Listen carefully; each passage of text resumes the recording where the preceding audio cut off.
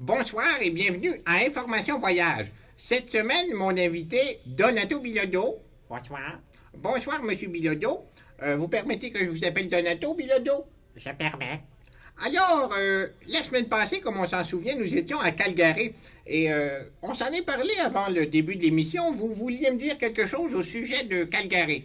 Eh bien, la semaine dernière, vous avez déploré la nourriture, justement, en Alberta. Oui. Eh bien, je voudrais récidiver en disant qu'on trouve quand même d'excellents restaurants, dont un restaurant où on trouve même de la cuisine canadienne, là, des steaks, broil, tout ça. Eh bien, un repas modique pour deux personnes à 56 et la viande, là, aucun croquant.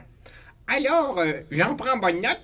Et nous nous transportons cette semaine en Thaïlande par l'Orient Express, bien sûr, qui nous y transporte. Alors, on va passer à travers l'Afghanistan, la Pologne, la Yougoslavie, qui sont entre autres des contrées totalitaires qui dénigrent les droits de l'être humain. Totalement. Mais quand on est touriste, il n'y a aucun problème pour changer les traveler checks. Tout, là, ça Il fonctionne. n'y a aucun problème, même que le taux est habituellement très bon. Et cette semaine, donc, nous arrivons en Thaïlande où la première chose qui nous frappe quand on arrive en Thaïlande, c'est bien sûr l'extrême chaleur, l'extrême impression de chaleur qui nous, Oui. qui nous assaillit littéralement. Oui, oui, et l'exotisme. Que dire de l'exotisme? C'est milliers, que dire des millions de yeux bridés qui nous fixent. C'est le regard de l'Orient. Oui, et d'ailleurs, les autobus orientaux pour touristes sont vraiment très bien climatisés. Oui, ils peuvent contenir jusqu'à environ 50 personnes et environ 68 Japonais. Oui, étant fumeur de pipe moi-même, je peux dire que quand on allume notre pipe, on n'a pas peur de déranger son voisin arrière ou avant ou même de côté. Cela fait un peu contraste avec ce qu'on voit à l'extérieur. On voit quelques gens prostrés dans la poussière. Ils ont l'air un peu mal à l'aise dans leur vie. Il ne faut pas s'en faire parce qu'il y a quand même des gens souriants. Mais parlez-nous du paysage, Monsieur Bilodeau. Que dire du paysage? Ah, rien à dire sur le paysage. Alors, on va voir à ce moment-là le petit film Super 8 que j'ai tourné moi-même. Et c'est le départ du petit film. Ici, on voit un merveilleux travelling arrière. Oui, le petit jour à Bangkok en animation. C'est très joli. On arrive à Bangkok, on voit les enfants de la rue qui se promènent. Ils n'ont pas l'air très propres, pourtant il y a de très beaux hôtels tout à côté, mais ils ne semblent pas vouloir les utiliser.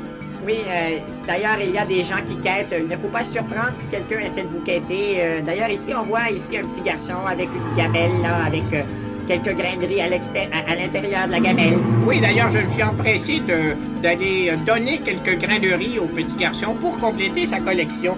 Alors ici, on voit la tradition du point toin queen. En quoi consiste exactement cette tradition? Pourriez-vous l'expliquer à nos téléspectateurs qui ne connaissent pas très très bien les mœurs? Alors, c'est une tradition qui part du traitement des nids d'hirondelles. C'est très intéressant. On prend les nids d'hirondelles, on les transforme en bouillie. Et ensuite, on les monte en chapeaux de paille qui servent pour des cérémonies religieuses et d'autres rites dont je ne décrirai pas le déroulement.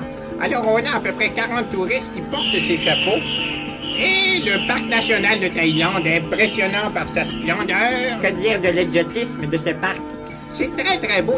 On en voit vraiment de toutes sortes de couleurs. Je pense que ça nous coûte... Quelle est la monnaie thaïlandaise? Le Krumpif.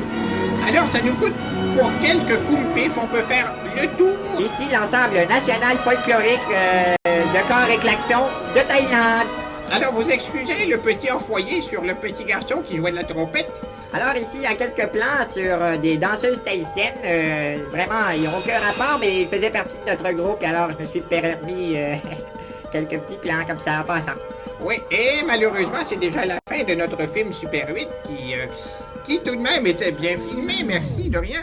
Et un bilan de la Thaïlande, qu'est-ce qu'on peut dire de la Thaïlande? Est-ce qu'il faut conseiller aux gens, on leur dit aller en Thaïlande ou pas? Alors, on dit aller à Thaïlande, mais attention, pas par n'importe quelle agence, parce que alors, il y a des agences qui vont vous amener dans des petits hôtels un peu louches et tout ça.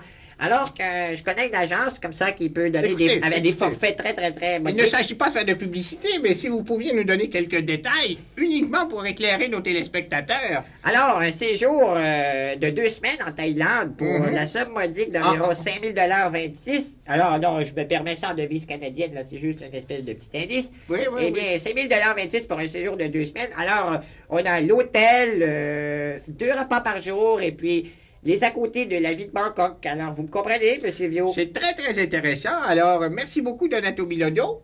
Bonjour, oui, je vous remercie moi aussi. Et j'espère que vous nous reverrez, vous étant un grand voyageur. Devant l'éternel, un globe trotter comme tant d'autres.